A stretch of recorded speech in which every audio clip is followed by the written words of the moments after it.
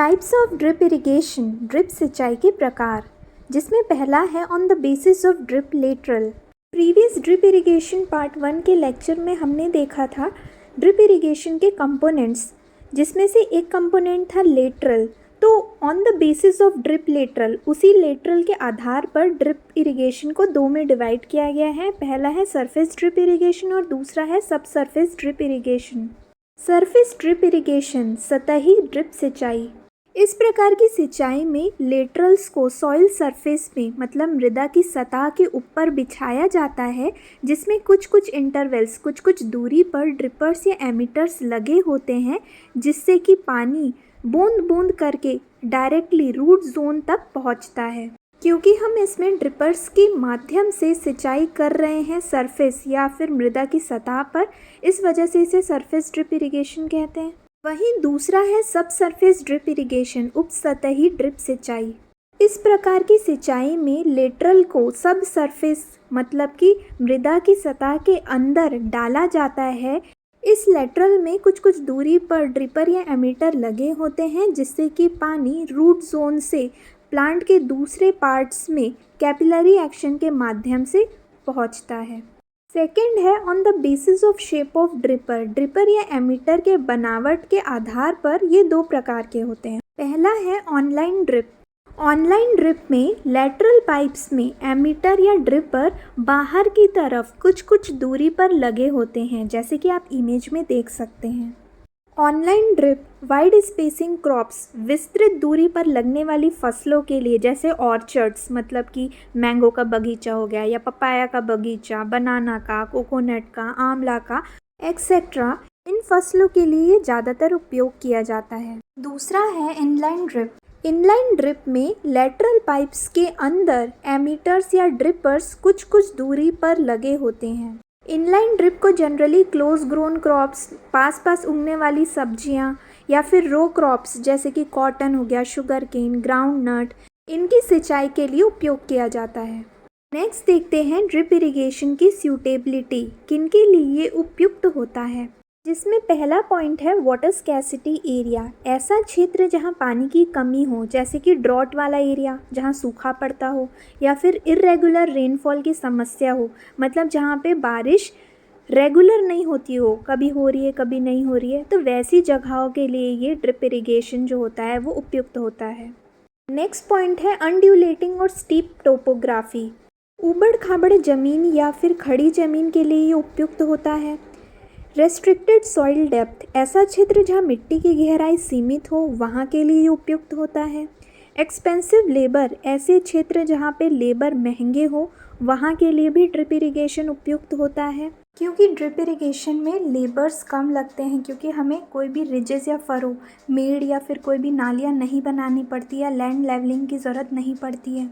High value crops, ऐसी फसलें जिनकी मार्केट वैल्यू ज़्यादा होती है, उसके लिए भी ड्रिप इरिगेशन जो होता है वो उपयुक्त होता है।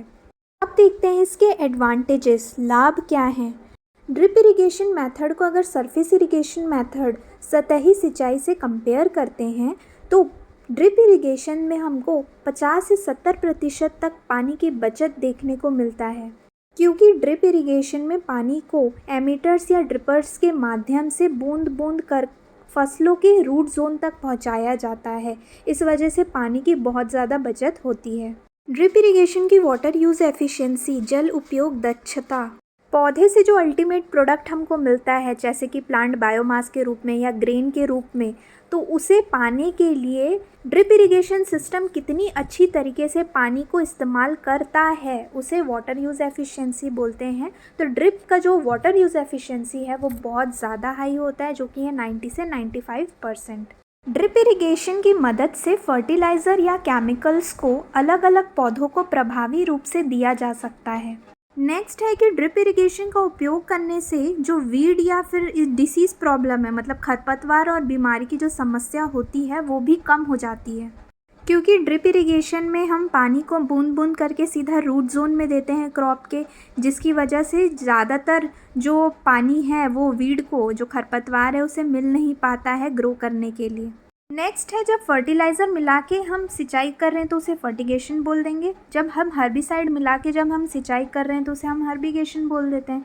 तो ड्रिप इरिगेशन के माध्यम से हम फर्टिगेशन और हर्बिगेशन ये दोनों कर सकते हैं। नेक्स्ट, ड्रिप इरिगेशन का जो डिस्चार्ज रेट है वो है 1 से 4 लीटर प्रति घंटे, मतलब 1 से 4 लीटर प्रति घंटे की दर से पानी पर ड्रिपर ड्रिप इरिगेशन के माध्यम से दिया जाता है। ड्रिप इरिगेशन का प्रेशर देखें तो वो है 1.5 से 2.5 kg पर सेंटीमीटर स्क्वायर। नेक्स्ट देखें तो ड्रिप इरिगेशन का उपयोग करने से लैंड और लेबर दोनों की बचत होती है, क्योंकि ड्रिप इरिगेशन में हमें रिजिस फरो बनाने की ज़रूरत ही नहीं पड़ती। कोई मेड़ नहीं बनाना है, कोई नालियाँ नहीं बनानी है, जिससे कि क्या होंगे, लेबर भी कम लगेंगे। तो इससे क्या होता है, दोनों ज़मीन की भी बचत हो रही है हमारी और लेबर की भी बचत हो रही है। नेक्स्ट है कि ड्रिप इरिगेशन का उपयोग करने से डीप पर्कोलेशन, जो पानी एकदम नीचे तक चला जाता है, क्रॉप को अवेलेबल नहीं हो पाता, वो भी इसमें नहीं हो पाता है। सरफेस रन ऑफ, जो एक्सेस पानी होने की वजह से जो सतह से पानी बह जाता है, वो भी नहीं होता। इवेपोट्रांसपिरेशन लॉस, जो मृदा से जो वेपर के फॉर्म में पानी उड़ जाता है या फिर पत्तियों से पानी जो वेपर के फॉर्म में उड़ जाता है, वो भी इसमें बहुत कम होता है। क्यों कम होता है? क्योंकि पानी को हम क्या कर रहे हैं, बूंद बूंद करके हम रूट जोन में दे रहे हैं, जिससे कि ज़्यादा सरफेस में पानी नहीं होने की वजह से क्या होता है, रन ऑफ भी नहीं हो पाता। डीप पर्कोलेशन, पानी अंदर तक चले जाना, या इवेपोट्रांसपिरेशन के कारण पानी का लॉस हो जाना, वो भी क्या हो रहा है, कम हो जा रहा है। नेक्स्ट है ड्रिप इरिगेशन का सबसे ज़्यादा उपयोग वाइडली स्पेस्ड क्रॉप, ऐसी फसलें जिनकी स्पेसिंग ज़्यादा होती है, ऑर्चर्ड ट्रीज़ मतलब फ्रूट ट्रीज़ वगैरह, या फिर ग्रीन हाउसेज में ज़्यादा इसका उपयोग होता है। नेक्स्ट देखते हैं डिसएडवांटेजेस, नुकसान क्या है ड्रिप इरिगेशन के, जिसमें पहला है हाई इन्वेस्टमेंट, इसकी जो प्रारंभिक लागत लगती है वो बहुत ज़्यादा होती है। नेक्स्ट है इसका इस्तेमाल करने के लिए अच्छी टेक्निकल नॉलेज की आवश्यकता होती है। नेक्स्ट है क्लॉगिंग ऑफ एमीटर्स, कई बार देखा गया है कि अगर सिंचाई का पानी अच्छी क्वालिटी का नहीं होता है तो जो एमीटर्स या ड्रिपर्स होते हैं वो जाम हो जाते हैं। तो ये एक डिसएडवांटेज है, क्योंकि अगर एमीटर ड्रिपर ही जाम हो जाएगा तो रूट जोन तक पानी कैसे पहुंचेगा, क्योंकि एमीटर और ड्रिपर से ही तो ड्रॉप करके पानी जाता है रूट जोन में। नेक्स्ट है कि ड्रिप इरिगेशन को रेगुलर मेंटेनेंस की ज़रूरत पड़ती है। अब ड्रिप इरिगेशन लंबे समय तक अच्छी तरीके से काम करता रहे, इसलिए ज़रूरी है कि वो ठीक तरीके से मेंटेन किया जाए, मतलब कि उसका रख रखाव अच्छी तरीके से किया जाए।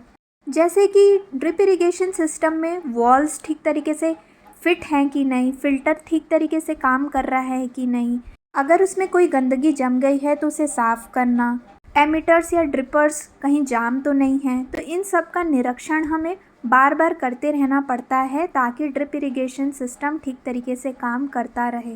ये एक डिसएडवांटेज है जिसमें हमें इसे रेगुलर मेंटेन करने की आवश्यकता पड़ती है। नेक्स्ट है कि ड्रिप इरिगेशन के कारण क्या होता है, प्लांट के आसपास इतना पर्याप्त पानी नहीं हो पाता कि जिससे कि लीचिंग हो सके, मतलब कि सॉल्ट और न्यूट्रिएंट से वो बहकर रूट जोन से नीचे जा सके, जिससे कि पौधों के आसपास सॉल्ट्स इकट्ठा हो जाते हैं जो उसको नुकसान पहुंचा सकते हैं, जो कि एक डिसएडवांटेज है।